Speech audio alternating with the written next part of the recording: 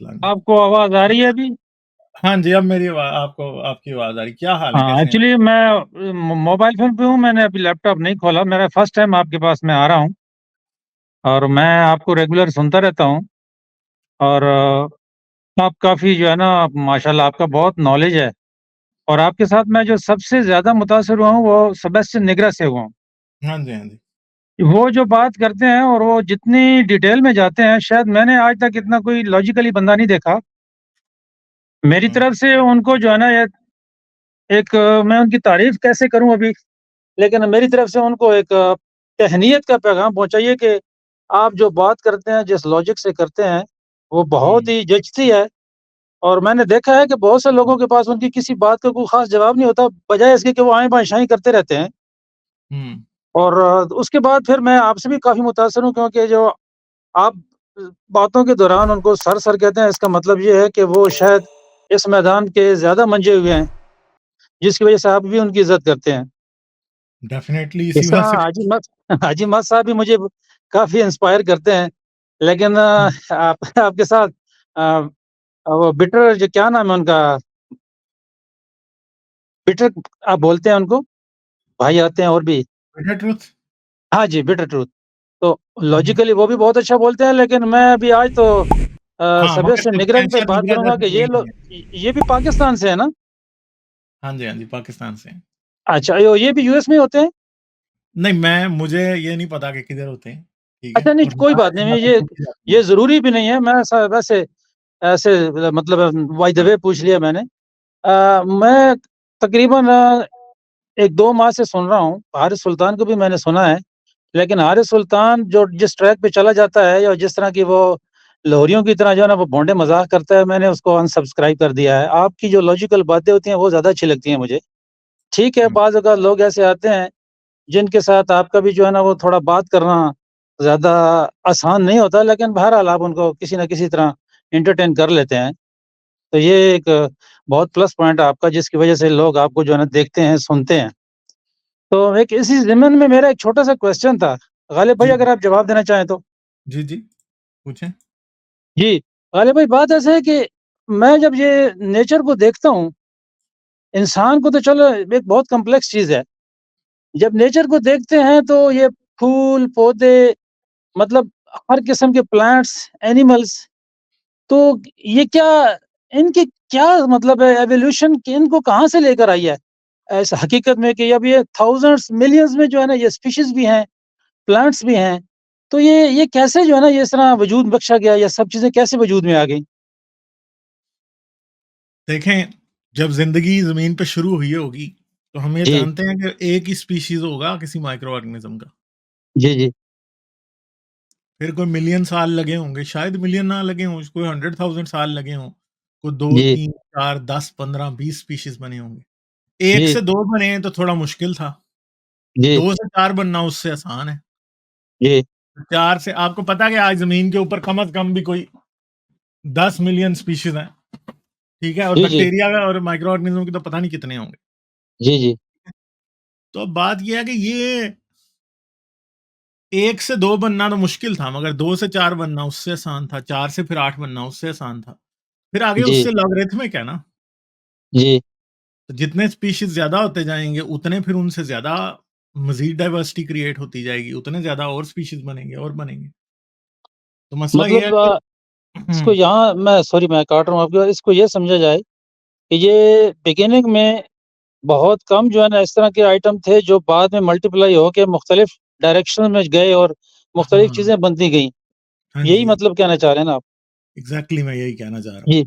अच्छा, फिर अच्छा। स्पीड एवोल्यूशन की असल में स्पीशिएशन की स्पीड जितने ज़्यादा स्पीशीज़ ज़्यादा होंगे, उतनी ज़्यादा तेज़ होती जाएगी फिर, हुँ, हुँ। ठीक है? तो फिर ये कम भी होती है, कम ये तब होती है जब कोई ग्रेट एक्सटिंक्शन इवेंट हो जाता है, जैसे कि 65 मिलियन ईयर्स पहले जब डायनासोर मर गए थे, या ग्रेट जी, ऑक्सीजनेशन इवेंट जो कि 2.3 बिलियन ईयर पहले हुआ था, ठीक है? जी। उस टाइम पे फिर मेजॉरिटी स्पीशी मर जाते हैं, फिर वो वाले स्पीशी रह जाते हैं जो कि उस सिचुएशन में ज़िंदा रह सकते हैं। फिर वो उस जी, जी। सिचुएशन में ज़िंदा रहते हैं, फिर उनसे नए स्पीशीज़ बनते हैं। जी, नहीं ये बात जो तो आप जगह लॉजिकली बिल्कुल सही कह रहे हैं कि जो वही जगह चीज़ सर्वाइव करती है जो उस मौसम और हुँ, मिज़ाज और यानी दुनिया के उस वक़्त के टेम्परेचर और मौसम के साथ जो अपने आप को हुँ। मैच करती है तो वही आगे चलती है। हाँ, तो फिर जी, लाइफ़ का सिलसिला ऐसा है कि आहिस्ता-आहिस्ता लाइफ़ जो है वो बढ़ती गई और बढ़ती गई और आहिस्ता-आहिस्ता आज इतने अच्छा। स्पीशीज़ बन गए। तो अब ये जो अ, दरख़्त, फूल, पौधे आपको दिखाई देते हैं, ये भी सारे इनका भी एक कॉमन एंसेस्टर है आज से कई बिलियन 1 बिलियन साल पहले या 500 मिलियन साल पहले। इनका भी एक कॉमन एंसेस्टर है, ठीक है? फिर उस जी। एंसेस्टर से ये सारे दरख़्त, पौधे वग़ैरह निकले हैं।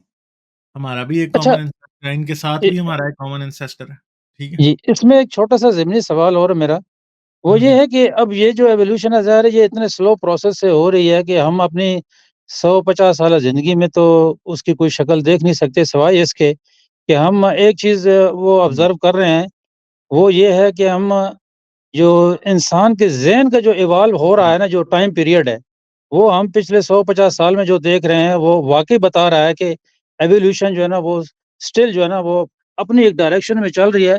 वो इंसान को ज़्यादा इंटेलिजेंट बना रही है।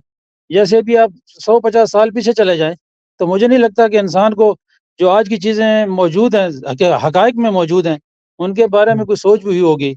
लेकिन नेचुरली वो ग्रेजुअली सोचते-सोचते यहाँ तक आए, इसका मतलब है कि एवोल्यूशन तो हो रही है। चाहे वो ज़हन इवॉल्व कर रहा है, चाहे कोई फिज़िकली इवॉल्व हो रहा है, लेकिन हो तो रहा है कुछ ना कुछ। हाँ जी, एवोल्यूशन तो हो रही है मगर मसला ये जी, है कि एवोल्यूशन में बड़ी-बड़ी चेंजेज़ देखने के लिए आपको बहुत लंबा टाइम चाहिए। छोटी जी, चेंजेज़ वही देखने कह के रहा हूँ लिए मैं। जी, आपको थोड़ा टाइम चाहिए। जैसे हमारे जी, सामने एवोल्यूशन हो रही है, जी, जो आप दवाइयाँ खाते हैं जी, जितनी एंटीबायोटिक्स हैं, उन्होंने जी। बैक्टीरिया में रेज़िस्टेंस पैदा कर दिया। अब ऐसे भी बैक्टीरिया आ गए हैं जिनके ऊपर दुनिया की सबसे जो ज़बरदस्त एंटीबायोटिक्स हैं, चंद साल पहले तक वो भी काम नहीं करती थी। अब अच्छा। अब उन्होंने कुछ नए एंटीबायोटिक्स इजाद किए हैं या डिस्कवर किए हैं जिनसे अब वो बैक्टीरिया मर रहे हैं। ठीक है? हुँ, यानी हुँ, हुँ। टीबी की ड्रग रेजिस्टेंट फॉर्म जो है यहाँ पे अमेरिका में, जी, यहाँ पे ड्रग रेजिस्टेंट फॉर्म है। यानी जी, जिसके ऊपर दवाइयाँ असर नहीं करती। जी। उसकी वजह से लोग मर जाते हैं। ठीक है? अच्छा। तो ये बात है कि ये टीबी का जरासीम जब शुरू में आप नई-नई आपने दवाइयाँ इजाद की थी आज से 100 साल पहले, तो जी, ये आराम से जो उस टाइम की दवाइयाँ थी उनसे मर जाता था। मगर आज अगर 100 साल पहले जिन दवाइयों से आप टीबी के बैक्टीरिया को मार रहे थे, अगर आज जी, वही मेडिसिन आप मरीज़ को देनी शुरू कर दें, जी। तो ज़्यादा चांस ये है कि जो टीबी उसको है वो उससे मरेगी नहीं। हुँ, हुँ। ठीक है? तो आप समझे कि क्या चक्कर है कि पिछले कुछ 100 साल से कम अरसे के अंदर टीबी का जी। बैक्टीरिया जो है वो इवॉल्व कर गया। जो दवाइयों से वो पहले हाँ, मर जाता था, वो उससे नहीं मरता था। यानी मतलब सही है। आप ये देखें कि आज आप इंसान को कोई ज़हर दें जी, और इंसान उससे धड़ाधड़ मर रहे हैं जी, और जी। 100 साल बाद ऐसा हो कि आप वही ज़हर इंसानों को दें तो इंसान उससे ना मरें। तो इसका मतलब है हाँ, कि सही है। बिल्कुल यानी बहुत बॉडी में बड़ी रेजिस्टेंस चेंज आ आ गई जाएगी उसके इंसान में। खिलाफ। जी, जी। नहीं, मगर इंसान में बहुत बड़ी चेंज आ गई है इसका मतलब है। हाँ, ये चीज़ इंसानों के लेवल पे तो हमें नहीं दिखाई देगी, क्योंकि इंसान ज़रा थोड़े कॉम्प्लेक्स हैं। जितना जानदार कॉम्प्लेक्स होता है, उसको इवॉल्व करने में उतना ज़्यादा टाइम लगता है। ठीक है? अच्छा इसी के मगर साथ ऐसा एक नहीं है छोटी-सी मैं एक छोटा-सा क्वेश्चन है, मैं माज़रत चाहता हूँ, थोड़ा-सा काट दिया मैंने आपकी बात को, कि अभी हालिया दिनों में हम सोशल मीडिया पे भी देखते हैं कि अमेरिकन ने जो है ना वो तहकीक की है, ये जो चिकन है ना, इसके ऊपर जो जो अभी हम लोग खाते हैं ये ब्रायलर चिकन। तो वो कहते हैं कि जी इसको जो दो इसको हार्मोनिक चीज़ दी जाती हैं, जो इसको एंटीबायोटिक्स दी जाती हैं, ये इंसानों के अंदर जाता है जब इसका गोश्त, तो उसके सेल्स में और उसकी जो बॉडी में जो ये रिएक्ट करता है, तो फिर वो जो हम लोग एंटीबायोटिक्स लेते हैं, वो उसको बेअसर कर रहा है। क्या ये बात दुरुस्त है? नहीं, ऐसा नहीं है। जी, मसला ये है कि दुनिया में इस टाइम जो सबसे हेल्दी गोश्त है ना खाना, वो चिकन और फिश है। जी, ठीक है? और अब कोई जानदार ऐसा नहीं है जिसको टीके नहीं लगते, जिसको दवाइयाँ नहीं दी जाती। जितने भी जी। फार्म एनिमल्स हैं ना, चाहे वो बकरियाँ हों, चाहे वो भेड़ें हों, चाहे वो गायें हों, भैंसें हों, सबको लगते हैं। ठीक है? तो ये समझना कि ये कोई गलत चीज़ है, इनका गोश्त खाना, वो बात नहीं है कोई भी। ये गोश्त ये गालिब भाई ऐसा है हेल्दीएस्ट ना कि ये देखें, ये 30-35 दिन में जो तैयार होते हैं, इनको मल्टीपल टाइम जो है ना ये इंजेक्शन लगाए जाते हैं और मल्टीपल टाइम इनको ओरल जो है ना वो कोई वैक्सीन्स वगैरह दी जाती हैं। इवन जब इनको व मार्केटिंग के लिए ले जाया जा रहा था, तो उससे पहले भी इनको ना एंटीबायोटिक्स दी जाती हैं। तो ये ज़्यादा मुझे लगता है कि ये उनसे ज़्यादा है, इसमें इन्वॉल्वमेंट है कि ये चीज़ जो है ना इंसान को ज़्यादा डैमेज करने जा रही है बनिस्बत जो डेयरी फार्मिंग है उसमें बहुत कम होती है ये वैक्सीनिंग वगैरह। मगर मैं आपको ये कह रहा हूँ ना कि ये भी बस बातें ज़्यादा बनी हैं, इसमें डाटा कम है, सुपरस्टिशन ज़्यादा है। जी, समझ रहे हैं आप? इसमें अच्छा। डाटा कम है और सुपरस्टिशन ज़्यादा है। आपको जो मैं एक बात कह रहा हूँ ना कि ये कहना कि इनके गोश्त से हमें मसले हो रहे हैं और हम इनसे जी, जी। बीमार हो रहे हैं, ऐसी बात नहीं है। आम तौर पे मतलब जो इंसानों इसको में आप एक बीमारियाँ स्पेकुलेशन या कह सकते हैं कि लोगों ने एक मतलब एक थ्योरी बना ली है इससे, या हो सकता है कि कुछ माफियाज़ होते हैं कि जो देखते हैं कि इनकी कीमतें जो है ऊपर जा रही हैं, तो कोई ना कोई ऐसी स्टडीज़ लेके आ जाते हैं। ऐसी बात जो है ना, ये कोई साइंस से साबित नहीं है कि ये बहुत ज़्यादा जी आपके लिए खतरनाक है, ठीक अच्छा। है? आम तौर पे इंसान जो आज ज़्यादा बुरी सेहत का शिकार है, वो अपने ईटिंग हैबिट्स की वजह से हैं। हुँ, हुँ, हुँ। हाँ, लोगों नहीं ये बात लोग दुरुस्त है आपकी बिल्कुल। बहुत ज़्यादा खा रहे हैं और लोग जी, जी, जंक फूड खा रहे हैं उसकी वजह से। सही बात, ठीक है, सही। और ओबेसिटी का दूसरा हम लोगों पैंडेमिक में इसलिए नहीं है कि हम मुर्गी खा रहे हैं, इसलिए कि हम जी, जी, फ्राइड चिकन खा रहे हैं इसलिए, जी। ठीक है? अच्छा एक और बात अभी एक भाई कह रहा था किसी बात की आप अफ़सोस ज़ाहिर कर रहे थे, आप भी कह रहे थे कि किसी की डेथ हुई है।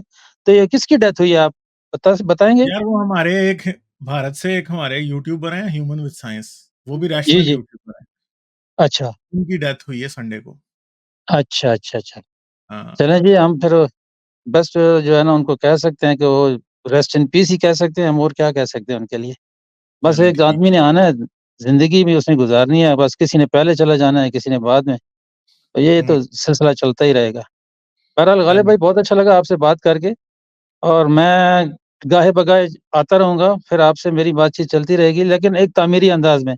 मैं मुस्लिम हूँ, इसमें कोई दो राय नहीं है लेकिन मैं हर चीज़ को एक पॉज़िटिव नज़रिए से सुनता हूँ और देखता हूँ और कभी भी मेरे ये ख्वाहिश नहीं होती कि मैं अपने ख़्यालात दूसरों पर ठोंसूँ। हाँ, ये है कि थोड़ी बहुत एक्सप्लेनेशन आदमी देता है अपनी भी, लेकिन ये है कि दूसरे के पास कोई लॉजिक हो, बात हो तो वो मुझे जब समझ आती है तो मैं उसको एक्सेप्ट कर लेता हूँ। मैं उसके बारे में कोई ऐसे दूसरे नेगेटिव रिमार्क्स पास नहीं करता। जैसे बहुत से लोग आते हैं और वैसे मतलब बहस करके नीचा दिखाने के चक्कर में बस उल्टी-सीधी करके भाग जाते हैं।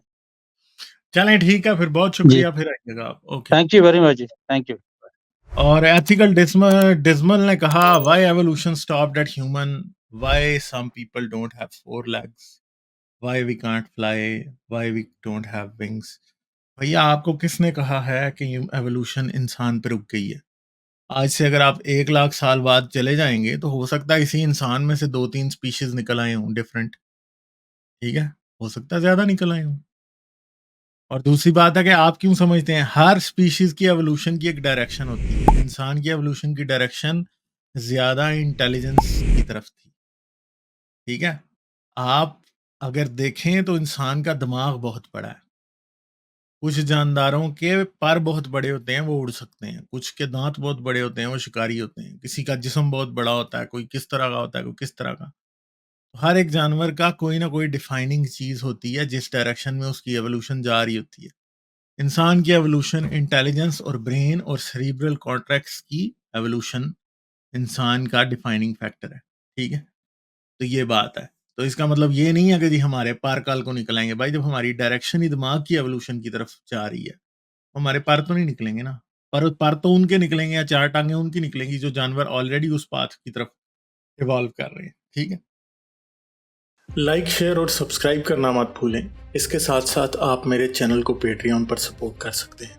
पेट्रियन का लिंक वीडियो की डिस्क्रिप्शन में है।